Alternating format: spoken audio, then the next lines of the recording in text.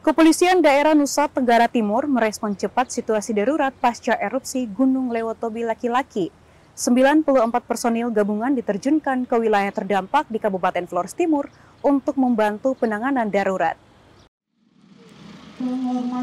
Kepolisian daerah Nusa Tenggara Timur merespon cepat situasi darurat pasca erupsi Gunung Lewotobi Laki-Laki dengan mengirimkan 94 personil gabungan ke wilayah terdampak di Kabupaten Flores Timur. Pengiriman ini dilakukan di Pelabuhan Tanau Kupang dan dipimpin langsung oleh Wakapolda NTT, Brigjen Pol Baskoro Triprabowo. Operasi ini juga direncanakan akan berlangsung selama 14 hari atau hingga 2 Juli 2025 mendatang. Kepala Bidang Humas Polda Nusa Tenggara Timur, Kombes Pol Henry Novika Chandra mengatakan, 94 personil ini akan membantu masyarakat terdampak erupsi, melakukan sosialisasi dan edukasi kepada masyarakat, serta melaksanakan kegiatan-kegiatan kepolisian dalam rangka mengantisipasi bencana. Dari Polda Nusa Tenggara Timur, Bapak Kapolda Nusa Tenggara Timur, Irjen Pol Dr. Rudi Darmoko, SIK MESI memerintahkan 92 personil, terdiri dari peleton kesehatan, ada nakes, kemudian ada dari dokter, kemudian dari Brimob, kemudian dari Sabara, dan juga nanti menggunakan rayonisasi Polres jajaran seperti di Polres Sika dan Polres-Polres sekitar. Para personil diharapkan dapat bekerja secara proporsional, disiplin, dan penuh tanggung jawab. Polda NTT pun terus berkoordinasi dengan BPBD Pemda setempat serta masyarakat agar penanganan bencana dapat optimal dan keselamatan masyarakat dapat terjamin. Ini adalah komitmen Polri untuk masyarakat dan tanpa bantuan dari masyarakat, dan kita berharap ini bisa bersinergi dengan stakeholder dan juga partisipasi aktif daripada masyarakat. Sama-sama kita berdoa mudah-mudahan erupsi gunung ini tidak terulang kembali atau memakan korban baik jiwa maupun harta benda. Upaya penanganan ini merupakan bentuk komitmen Polda NTT untuk terus hadir di tengah masyarakat, khususnya dalam mendampingi masyarakat Flores Timur untuk bangkit dari bencana Lewotobi. Dari Kupang, Tim Liputan Timur TV melaporkan. Dugaan ketidaktransparan dalam seleksi calon siswa TNI Angkatan Darat di Korem 161 Wirasakti Kupang muncul ke publik. Namun Danrem 161 Wirasakti, Brigjen TNI Joao Xavier Barreto Nunes segera merespon cepat dengan melakukan klarifikasi terbuka di hadapan awak media dan menunjukkan data secara gamblang. Berikut informasi selengkapnya untuk Anda. Sejumlah suara miring sempat menyeruak di tengah masyarakat terkait dugaan ketidaktransparan dalam proses seleksi calon siswa TNI Angkatan Darat.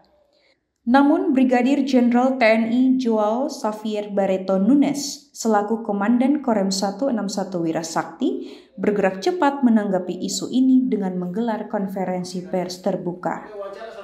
Di hadapan para wartawan, Danrem membeberkan secara detail setiap tahapan seleksi, mulai dari proses administrasi, tes kesehatan, kesamaptaan jasmani, hingga penelusuran mental kepribadian. Jadi ada polemik, kenapa kemarin ada gonjang ganjing, kok semua pemilih dinyatakan lulus. Dari 1 minggu sebelumnya mereka, izin Bapak, apakah anak kami sudah lulus? Saya belum ada yang lulus, semua pasti lulus. Tapi yang mau diberangkatkan setelah ada pengumuman resmi, ya jelasin ya. Sehingga ya nanti kalau misalnya nanti minta paparan saya akan paparkan. Kita tergantung kapal api, apa kapal laut yang mau ke Bali. Ya. Jadi ada yang kemarin sore, ada yang tadi malam, ada yang tadi subuh. Kejar waktu itulah tidak ada lagi kesempatan untuk kita umumkan, makanya semua wajib bawa koper ke Korem. Jelas ini? Nah, setelah bawa koper ke situ baru kita lihat yang lulus siapa. Langsung tetap yang lulus bisa naik kapal, yang tidak lulus silakan siapkan diri untuk menghadapi tes pada saat yang akan datang. Jadi itu simpang siurnya situ. Dan itu ada untungnya. Kenapa? Diumumkan langsung naik kapal sehingga kita tidak kong kali kong. Dan tidak ada lagi WA. Kenapa kan? Jelas ini ya. Nah ini saya sampaikan supaya kita pahami. Tak hanya itu, seluruh data peserta hingga hasil nilai seleksi ditampilkan terbuka di layar dan diperlihatkan satu persatu kepada media untuk memastikan bahwa proses rekrutmen berjalan objektif dan akuntabel. Danrem Joao Nunes menegaskan, seleksi ini diawasi ketat oleh tim internal maupun eksternal, serta melibatkan pengawas dari Mabes TNI Angkatan Darat, sehingga semuanya dapat transparan dan secara terang benderang. Saya mempertanggungjawabkan transparansi itu saya sebagai Danrem di dunia maupun akhirat. Percaya itu saya. Tidak ada saya angkat, sering banyak yang nitip. Mungkin ada kamu wartawan, ada juga di mohon izin komandan. Saya bilang, ini karena wartawan kenal saya, ya orang yang saya nggak kenal, anak petani dulu ya bapak ya. Sementara yang kenal saya, saya harus luruskan, padahal dia jatuh. Kita ini semua punya agama kan, beragama, oke. Karena saudara kenal saya lagi anak saudara ke sini, yang ini saya jatuhkan. Dosa nggak kita? Dosa. Makanya jangan ajak saya untuk jatuh di lubang dosa. Sama-sama kita. Langkah terbuka ini pun sebagai bentuk komitmen Korem 161 Wirasakti dalam menjaga integritas dan kepercayaan publik. Dari Kupang, Tim Liputan Timor TV melaporkan.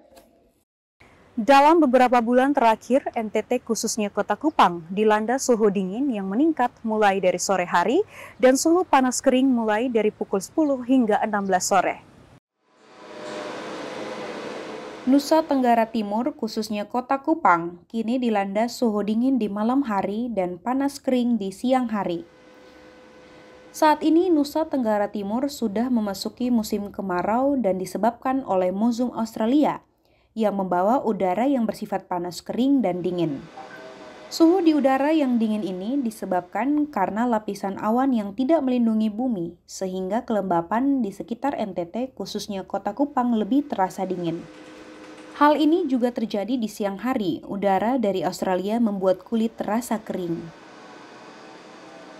Karena NTT ini sudah memasuki musim kemarau, dan musim kemarau ini disebabkan oleh monsun Australia yang membawa massa udara dari Australia itu yang bersifat kering dan juga kelembapannya kurang.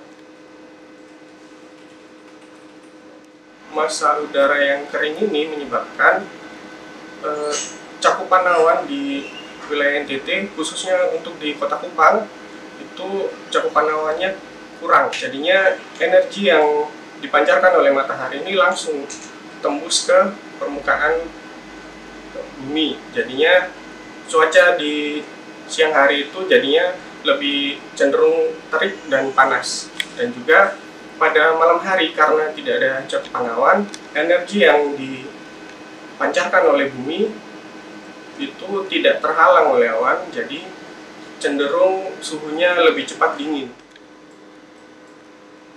Pihak BMKG Tulus Gabe Cahyo Siamturi menghimbau kepada masyarakat NTT, khususnya Kota Kupang, agar selalu menjaga kesehatan, menggunakan jaket serta penutup kepala.